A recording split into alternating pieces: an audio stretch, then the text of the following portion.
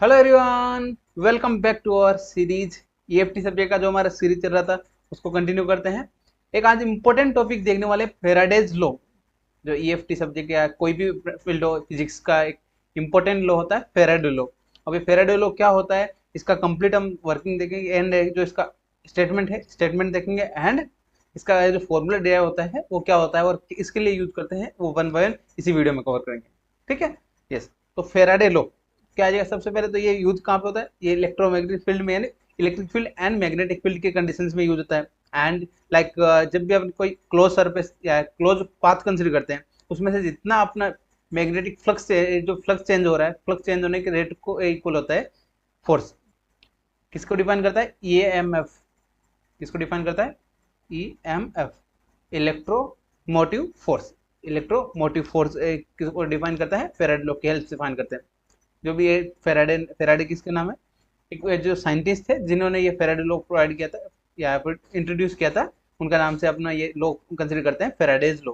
ठीक है। यस। इन्होंने क्या किया था, एक्सपेरिमेंट किया था ईएमएफ से रिलेटेड यानी इलेक्ट्रोमोटिव फोर्स के रिलेटेड एक्सपेरिमेंट किया था। देन उसमें जो रिजल्ट मिला था, क्या मिला था, ईएमएफ किसके इक्वल होता है, minus D phi upon D T. And change in magnetic flux किसके इक्वल होता है, चेंज इन मैग्नेटिक फ्लक्स के नेगेटिव के इक्वल होता है। जो भी ईएमएफ होता है वो किसके इक्वल होता है, माइनस या negative of d phi upon D T. Okay. Next अब बात करते हैं, पहले स्टेटमेंट देख लेते हैं। स्टेटमेंट क्या है अपना, यहाँ पे फेराडे लॉ का स्टेटमेंट की बात करते क्या जाएगा।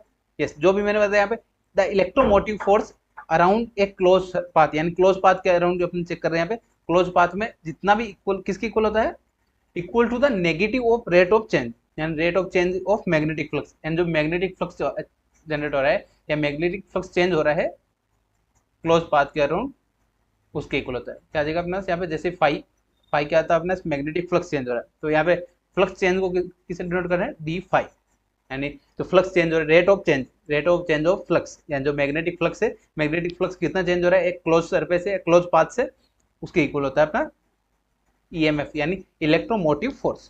तो यहाँ पे इसको अगर इक्वेशन के फॉर्म में लिखे तो क्या देगा, जो भी हमने वहां पे फॉर्मूला देखा था, EMF is equal to minus d phi upon D T. क्या गया हमारे पास, EMF is equal to minus d phi upon D t. यानी फाइव मतलब क्या आएगा, magnetic flux and d upon D T क्या आ जाएगा, change in magnetic flux. Then minus symbol किसको डिनोट कर रहा है, नेगेटिव, नेगेटिव मतलब अपोजिट यानी minus of d phi upon D t. यानी जितना फ्लक्स चेंज हो रहा है उसके इक्वल होता है ईएमएफ। ठीक है, रेट ऑफ चेंज के इक्वल होता है ईएमएफ। ठीक है। यस।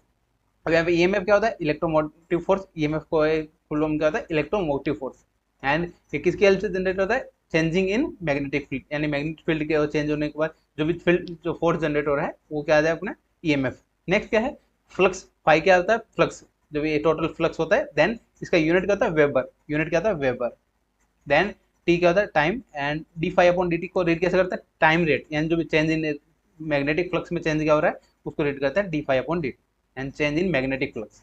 ये सिंपल अपने को स्टेटमेंट आपको पता होनी चाहिए कि इलेक्ट्रोमोटिव फोर्स को अराउंड एक क्लोज सर यानी क्लोज पाथ के अराउंड अपने को क्या चेक करना है, ईएमएफ किसकी इक्वल होता है, rate of negative of rate of change of electro या मैग्नेटिक फ्लक्स यानी मैग्नेटिक फ्लक्स के रेट ऑफ चेंज के नेगेटिव के इक्वल होता है।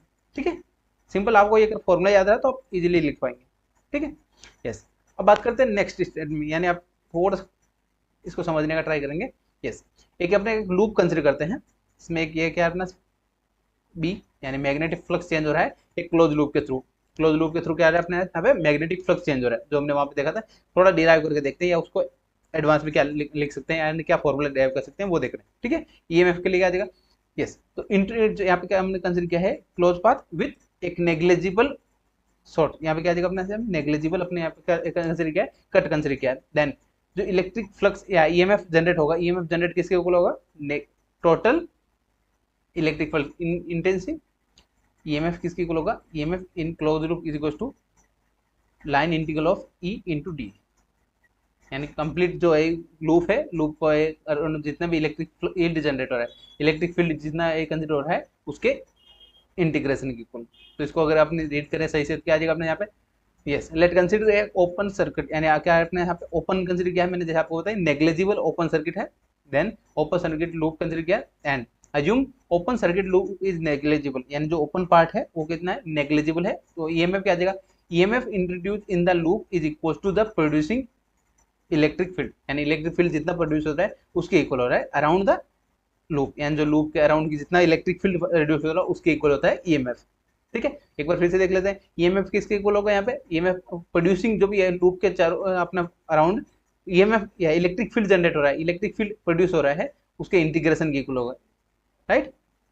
यस, अब इसका अगर फॉर्मूला देखें तो क्या जाएगा आपने यहाँ पे, yes the EMF of electromotive force equals to integral of electric field around a close path, यानी क्लोज पाथ का मतलब क्या जाएगा, लाइन, यानी line integral of electric field. ये क्या था ईएमएफ का second formula, introduce EMF. I hope कि आपको समझ आ गया होगा कि अपने यहाँ पे क्या कंसीडर किया, एक फ्लक्स कंसीडर किया जो अपना फ्लक्स या जो मैग्नेटिक फील्ड चेंज हो रहा है, एंड एक राउंड कंसीडर किया हमने यहाँ पे लूप, एंड लूप कैसे कंसीडर किया, ओपन सर्क्यूटेड लूप कंसीडर किया, यानी जो ओपन पार्ट है हमने नेग्लिजिबल कंसीडर किया है बट ओपन पार्ट है, एंड जो ईएमएफ इंड्यूस होगा, ईएमएफ इंड्यूस होगा उसका किसके इक्वल होगा, integrator of E into D L, यानी इंटीग्रेशन ऑफ जो क्लोज पाथ है, क्लोज पाथ के अराउंड इलेक्ट्रिक फील्ड का जो इंटीग्रेशन है उसके इक्वल होगा। ठीक है, ये अपना सेकंड फॉर्मूला हो गया।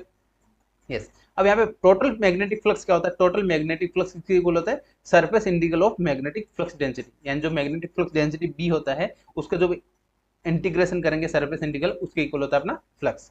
यहाँ पे एग्जाम्पल क्या आ जाएगा, pi is equals to surface integral, double integration मतलब क्या आएगा, सरफेस इंटीग्रल डीएस मतलब surface integral of B, B क्या होता है अपने यहाँ पे मैग्नेटिक फ्लक्स डेंसिटी, तो यहाँ पे क्या आ जाएगा, तो टोटल मैग्नेटिक फ्लक्स है तो किसके इक्वल होता है, the surface integral of magnetic flux density, यानी मैग्नेटिक फ्लक्स डेंसिटी के क्या सरफेस इंटीग्रल के इक्वल होता है। इस यहाँ पे कुछ टर्म्स है, क्या आ जाएगा, एस किसको डिफाइन कर रहा है, सरफेस इंटीग्रल को, बी क्या है अपना यहाँ पे magnetic flux density, then next क्या है फाई क्या होता है total flux, and total flux किसके इक्वल होता है, total flux is equals to the magnetic flux, यानी जो surface integral of magnetic flux density, यानी मैग्नेटिक फ्लक्स डेंसिटी के सरफेस इंटीग्रल के इक्वल होता है ईएमएफ। ठीक है, अब यहाँ पे दो फॉर्मूले आ गए अपना यहाँ पे, पाई इज इक्वल टू, इसको थोड़ा सा अपन सिंप्लीफाई करके देखेंगे आगे। यस, क्या था अपना pi is equal to find हुआ था integration double integration of B into D S, right. ये हमारा इक्वेशन नंबर 1 कंसिडर कर लेते हैं। देन यस, नेक्स्ट एक इक्वेशन में फर्स्ट जो हमें ईएमएफ का क्या मिला था, EMF is equal to minus D phi upon D T, क्या था D phi upon D T, equation number 2, right. Next एक ईएमएफ का इक्वेशन ये अपने फाइंड होता है, EMF is equal to EMF is equal to क्या है था अपना यहाँ पे integral of E into D S, E into D L, इसके लाइन इंटीग्रल के इलेक्ट्रिक फील्ड के लाइन इंटीग्रल के इक्वल होता है, राइट। देन इसको इक्वेशन नंबर 3 कंसिडर कर लेते हैं। यस, अब यहाँ पे सिंप्लीफाई करते हैं, क्या सिंप्लीफाई करते हैं यहाँ पे, सेकंड इक्वेशन को सिंप्लीफाई करेंगे क्या आ जाएगा, yes by equation number 1 2, by equation number 1 and 2 क्या है अपना यहाँ पे डेरिवेटिव ऑफ फाई, तो यहाँ पे सॉल्व कर लेते हैं, क्या जाए अपने यहाँ पे EMF is equal to minus D upon D T. Yes, यहाँ पे क्या है सरफेस इंटीग्रल, सरफेस इंटीग्रल क्या जगह पे सरफेस इंटीग्रल मतलब double integration of B into D S, B into D S. यहाँ पे हमने क्या किया, पाई की जगह पे ओनली वैल्यू पुटअप किया है इक्वेशन नंबर 1 से, हम यहाँ पे सिंप्लीफाई कर रहे हैं, दोनों अपने ईएमएफ के इक्वेशन से, ईएमएफ इक्वेशन से अपना एक फाइनल आउटपुट मिलेंगे, आउटपुट इक्वेशन जनरेट कर रहे हैं, यस राइट। यस, अब जब डेरिवेटिव एंड इंटीग्रेशन साथ में आए, तो डेरिवेटिव और इंटीग्रेशन साथ में आए तो उसको कैसे सोल्व करते हैं, जब डेरिवेटिव को पार्ट इनसाइड लेते हैं, इनसाइड द इंटीग्रल लेते हैं, क्या जाएगा अपने यहाँ पे EMF is equal to solving करने के बाद क्या जाएगा माइनस डेरिवेटिव को पार्ट इनसाइड लेते हैं, क्या जाएगा पार्शियल डेरिवेटिव बन जाता है, क्या जाएगा अपने यहाँ पे डबल इंटीग्रेशन डो बी अपॉन डॉट, क्या जाएगा पार्शियल इंटीग्रेशन बन के अंदर सॉल्विंग होता है इनटू डीएस। आई होप भी आपको क्लियर हो गया होगा। ये क्या आ गया अपना यहाँ पे जो डेरिवेटिव का पार्ट था वो क्या करते हैं हमने इंटीग्रेशन सिंबल के अंदर लिया, इंटीग्रेशन सिंबल के अंदर लेने के बाद कंडीशन क्या होता है कि जो डेरिवेटिव का पार्ट रहता है वो कंप्लीट पार्शियल डेरिवेटिव में कन्वर्ट हो जाता है, ठीक है। यस, अब ये किसका इक्वेशन है अपना ईएमएफ का equation, equation number 4। Yes, equation number 4 भी ईएमएफ का है एंड इक्वेशन नंबर 3 भी अपना क्या है ईएमएफ का इक्वेशन है, तो यहाँ पे दोनों को सिंप्लीफाई कर लेते हैं बाय इक्वेशन नंबर 3 एंड 4, ठीक है। 3 एंड 4 से अपना क्या रहा है, दोनों इक्वेशन किसके ईएमएफ की इक्वेशन है, तो दोनों इक्वल कंसीडर कर सकते हैं, तो integration of E into D l is equal to क्या आ जाएगा अपना, किसकी इक्वल था, minus of double integration B into डो बी अपॉन डो टी इंटू डी एस। ये क्या गया हमारे पास, final equation for Faraday's law. And ये इक्वेशन अगर आपने देखा होगा मैक्सवेल इक्वेशंस में, तो मैक्सवेल इक्वेशन का जो है अपना टाइम वेरिंग फील्ड के लिए होता है, जो जिसमें मैग्नेटिक फील्ड क्या चेंज हो रहा है, उसके लिए अपना ये इक्वेशन होता है।